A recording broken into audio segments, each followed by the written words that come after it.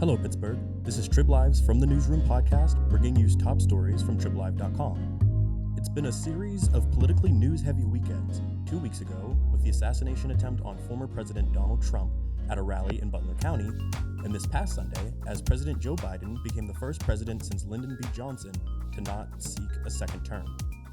I'm Zac Gibson, and today, TribLive's political reporter, Ryan Deto, is here to discuss with me the end of the Biden campaign and the increasingly clearer path for a Vice President Kamala Harris to emerge as the Democratic nominee ahead of the DNC just weeks away. Hi, Ryan. Hey, Zach.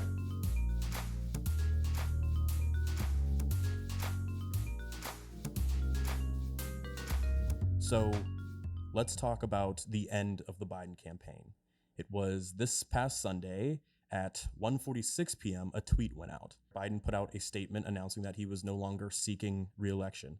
In his statement, he says that it's been the greatest honor of his life to serve as the country's president, and while it has been his intention to seek re-election, he believes that it's in best interest of the party and the country for him to stand down and focus solely on fulfilling the duties of president for the remainder of his term. Like I said, this is the first time that this has happened since Lyndon B. Johnson decided not to run back in 1968. What I thought was interesting was that just 1 minute before, his entire team found out. According to reports, the entire team was still going full steam ahead until Biden made that announcement. As a reporter seeing this news come out, what was it like for you as it was happening? I feel it was like the same, probably the same for the staff. For everybody, I think everyone kind of felt the same way. I think there had been a lot of speculation if Biden was going to drop out, but he had stayed pretty strong on saying he would not drop out and was doing more rallies and doing more interviews. And so it was a shock. I was shocked. I was very surprised that it happened. I thought if it would have happened, it would have taken a little bit more pressure. It would have taken a little bit more Democrats calling for him to call out, to drop out. But so the fact that he did it, I was at Giant Eagle actually just doing some grocery shopping, and I saw it, and I was shocked. I was like, ah. I remember called my editor and said Biden dropped out, and then we started to get the work going and started to do everything. But I'm sure just a lot of shock. I'm sure that Biden only emailed his staff 1 minute before because he didn't want anything to leak, and he just wanted it all to be out there on his own accord. So it was a surprise, even though there had been so much speculation about it, because only one person can make the decision. It was only President Biden that could make this decision. So it was all on him, and it was unclear up until that very moment. He quickly decided to put out a following post endorsing Vice President Harris for a replacement for the re-election bid. Even at that point, when there was a link added to support new presidential candidate, it still said Biden-Harris campaign. Yeah. They hadn't changed it over. I think they quickly did within a few hours. I think it takes at least a day to go through the FEC website and to change all those things. But it is still the same campaign, right? It's still the same campaign apparatus. So that was probably a big reason why Biden was so quick to endorse Vice President Harris. And since then, we've seen everybody else rally around Harris, and she is technically now the new presumptive nominee, right? I mean, you don't become an official nominee until the convention, until you are officially nominated by the party. But if you have enough pledged delegates to your cause, then you are the presumptive nominee. So Vice President Harris is now the presumptive nominee, and it all happened. I mean, it's only Tuesday. We're not even. Are we even 48? We're not even 48 hours since then, and it seems like so much has happened. So before we talk about Vice President Harris's trail to the DNC, let's talk about what led to the end of the Biden campaign. Now, I'm sure you were also watching the June 27th debate. It was, by many accounts, the nail in the coffin for the Biden campaign. Yes, definitely. I would 100% agree that it was a disaster. It was a disaster. Biden could not answer forcefully. He almost flubbed every single answer he had. He had his mouth agape almost the entire time. He looked extremely tired. He had said later that he was extremely tired.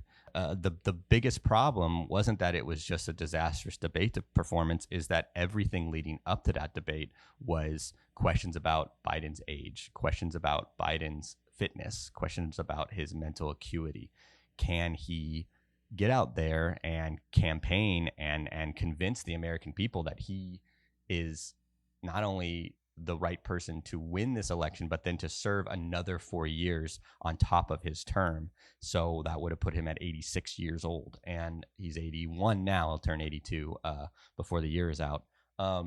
And that's just all of those questions that I think a lot of voters had. Maybe not a lot of like very stalwart Democrats who just want to see a Democrat in office and who also will vote probably against anybody against President Trump, former President Trump. There were all those questions, and basically all those questions were answered in negative for Biden. The idea of this debate, doing it this early, was supposed to change the narrative for the Biden campaign. It was supposed to say, hey, look, no, he's still got gas in the tank, basically, in the same way that the State of the Union did that in February. But from whatever that time between those things, there seemed to be a drop off. Like the president seemed more exhausted than he had been, and that all came together right there in the debate. The Trump campaign had been running on this idea for almost the entirety of Biden's campaign, that he is not fit, that he makes flubs, that he can't do this job. That's basically, it's a very populist appeal. It's not about policy. It's not really about anything except he doesn't really look like he's up for it, you know? And so that all came together at the debate. And that's why we had 3 weeks of coverage about this and about Democrats being like, he's going to lose, basically. And I believe that it was solely the debate performance that made him drop out of the race. There were plenty of things to criticize him on that the Republicans would have, but that just would have been a normal campaign, you know? The fact that it was this thing, I think I would say that's solely, or 99% or something extremely high, the reason why. Yes. Well, in a 2023 poll from the Associated Press, NORC, and the Center for Public Affairs Research, 77% of U.S. adults said that Biden was too old to be effective for 4 more years. And if we're going to break that down by party, 89% of Republicans said that, but also 69% of Democrats. Right. So as you said, it was a very effective strategy to cripple the Biden campaign's path. Right, for sure. After the debate, President Biden also comes down with COVID-19, and he's been at his vacation home recovering. In that time, he's had meetings with different members of the Democratic Party about his viability as a candidate. Some of the people that have visited or called for him to drop out has been Nancy Pelosi, asking him to make his decision and make it quickly so that the election can move forward. Former President Barack Obama has also been reported to have asked Joe Biden to consider the possibilities, and many other Democrats and many celebrities. I know George Clooney, just after attending an event and supporting Joe Biden, came out to say that he needed to step down. Right, and Clooney is a huge liberal donor. He's a huge liberal influential figure. He's always been a very big part of the Democratic Party. Mm-hmm. So after all this, President Biden finally makes the decision to step down. Now that he's endorsed Harris, and there has been a shift from the potential of competitors for this nominee seat, quickly, under 48 hours, she's become the presumptive nominee. Yeah. Let's talk a little bit about the process for becoming the official nominee at the DNC, and then let's talk a little bit about the vice president or running mate hopefuls. Yeah. So the Democratic National Convention happens in Chicago on August 19th. Before that, there will be a process to select the nominee. Just under 4,000 delegates will take their first ballots to vote for the seat. If that vote fails and they do not come up with a single or majority nomination selection, then an additional 700 super delegates will vote in that process. And that process will continue in cycles until a nominee is chosen. Now, it doesn't seem very likely that the super delegates are going to get involved at this point. No, and we should also remember that political conventions now are really more of media spectacles than they are of actually people deciding their votes. Those delegates that go were already pledged to President Biden. And so we all voted in a primary election. All registered voters vote in primary elections, including here in Pennsylvania. And President Biden won those primaries running away.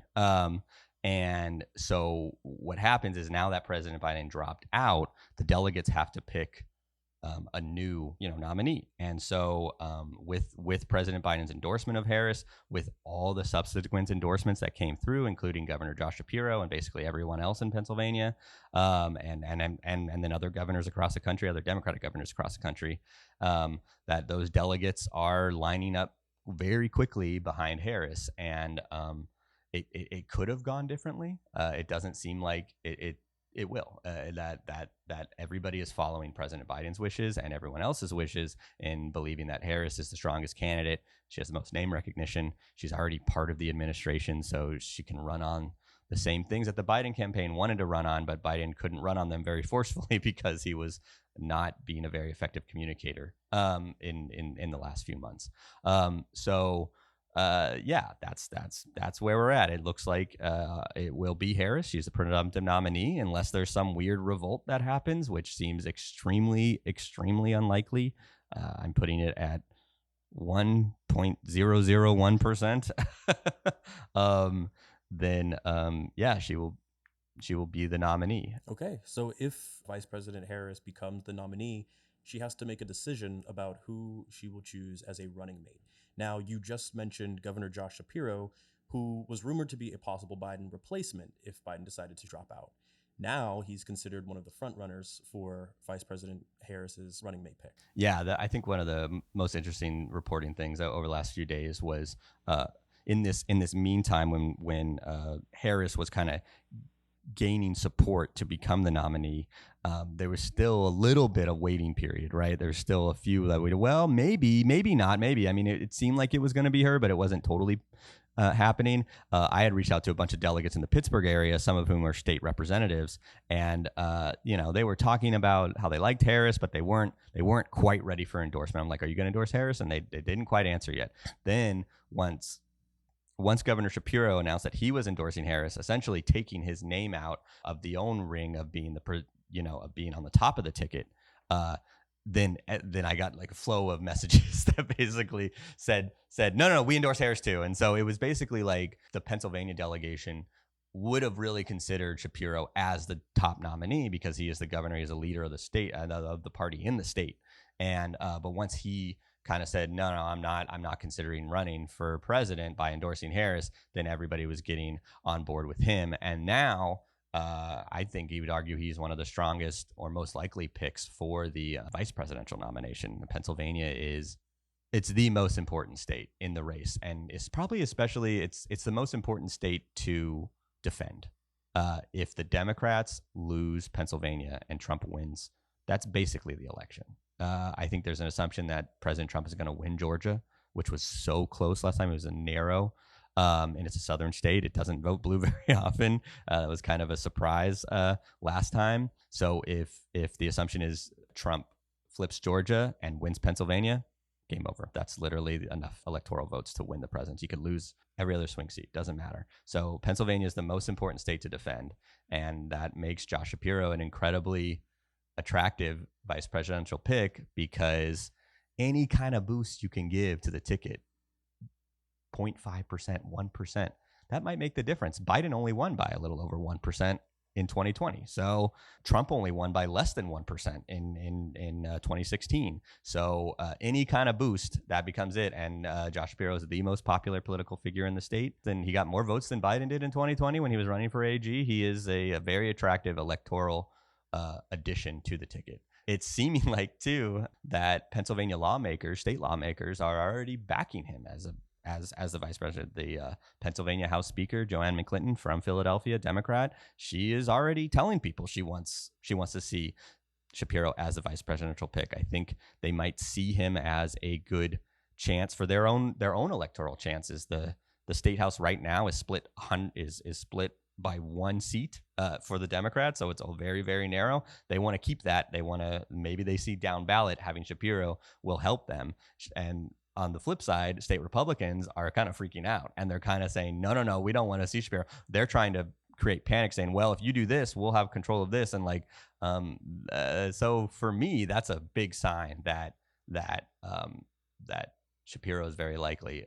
Other potential rumored picks are Senator Mark Kelly from Arizona, Governor Gretchen Whitmer from Michigan, Governor Roy Cooper from North Carolina seem to be the biggest picks. I believe Pete Buttigieg, the transportation secretary, is also a popular pick, and Governor Beshear from Kentucky. Beshear seems like he's a little falling off again. He does not bring he's very moderate, he's very young, he's very charismatic, but he doesn't bring any electoral edge because Kentucky is a red state and it will vote for a Republican no matter what in a presidential election. Mm-hmm. So as we're taking a look at this vice presidential potential lineup, something that stuck out to me is the age range. Now, with age being a major factor in the decision for the American electorate, Harris is 59 and the range in her hopefuls' ages are 42 to 67. Do you think that this decidedly younger range of age than the presidents that we've seen before is going to have any type of effect on the type of votes that we see on election day? Yeah, that's a really good question. There's definitely age is definitely a huge factor in the campaigns right now. I mean, before, when it was President Biden versus Trump, both of them are very old. Biden is 81, Trump is 77, and that was a big talking point. That was a lot of dampening enthusiasm with these older candidates. I think, well, I'll speak as a millennial. My first presidential election was 2008. And that was when Barack Obama was running, and he was young and charismatic, and there was so much energy for young people to back that, and that showed up in the polls, right? I mean, he dominated in that election. I mean, it was not even close. And for a younger generation, for Gen Z, their presidential options have only been old people. It's true. And so I'm sure there is a lot of excitement to see someone younger who is younger than 60 years old, who is Generation X, is not a boomer or older, really. And I think that is driving a lot of change. We don't know. I'll say that we don't know yet. It's still only been 2 days. So we don't know how the polls are going to change over that. There's some indication that they might not change that much, but we also don't know because there was so much uncertainty of what would actually happen. So yes, I do think that age will be a huge factor. Now, I don't know if the Democrats mean that they might want to balance the ages. They might want to pick someone older so that the young people have maybe someone to look up to in Kamala Harris, and then maybe you want to get some older voters, especially in a state like Pennsylvania, which has a lot of older population, to switch over. But I don't know, maybe they just go young to really, really balance that. Josh Shapiro is 51 years old, Pete Buttigieg 42. Clearly the Trump campaign thought that having a younger person on the ticket was a good idea. J.D. Vance, the vice president nominee, is at 39, maybe 40, I think. He's the youngest. That's definitely a factor. Age is 100% a factor. And really, it was the Trump campaign that made age a factor, right? They're the ones that attacked Biden over his age over and over and over and over again. And it was so effective until it showed itself, and especially when it showed itself, during the debate. Now they got to change course, right? That's where it's going to get really interesting. As we wrap up, I have one more question for you. After Vice President Harris selects her running mate, what do you think it's going to look like in the presidential race against Donald Trump? Well, I think right now, I think that Trump still has the edge. Trump, I mean, they've been up in every single poll recently, or especially over the last month. Trump is not as unpopular as he was, or maybe the Democrats weren't as popular as they were against him. He's still quite unpopular. I think everybody should remember that Donald Trump still has a negative approval rating of about 12 points or something like that. It's not that close. He's broadly unpopular. He's very popular with Republicans, but he's not broadly popular with anyone else. But at the same time, Democrats have taken a beating over the last month, which is mostly self-inflicted. And so I would still say that Trump has an edge, but we don't know yet. Now we really do have a totally new race. We do not have a slog of a race where everybody was going to be talking about age, where everyone was going to be talking about the literal same things that we talked about for the last 4 years, because it was a rematch. It was a rematch, and so. It will be interesting to see how things change. I think things will change, but at the same time, we thought things would change more after the Biden debate, and the polls didn't drop out. They didn't totally bottom out. They dropped a few points, a couple points, 3-4 points here or there. So I don't know. It's gonna be tough. It's hard for I think incumbents usually do a little worse in their electoral second try, and Harris is not the incumbent, but she is part of the incumbent administration. So if the Democrats just drop off a little bit in the swing states, then Trump is favored. So I would give Trump the slight edge right now, but the difference is that if Biden stayed in the race, Trump would have had the major edge. So I think that's really where we're at right now, is not that everything is completely flipped at the moment. Trump still has the edge, but we'll see. There's still 3+ months left of campaigning. Mm-hmm. Well, Ryan, thank you for coming on, and thank you for keeping us informed. Absolutely. Thanks for joining. If you enjoyed this week's episode, share the podcast to help keep Western PA locally informed with insightful discussion and the latest news from your area. It's an easy way to spread the word, and it helps our podcast reach more people like you. Don't forget to follow us on Spotify and turn on episode notifications so you never miss new content. Once again, I'm Zac Gibson, and this is From the Newsroom.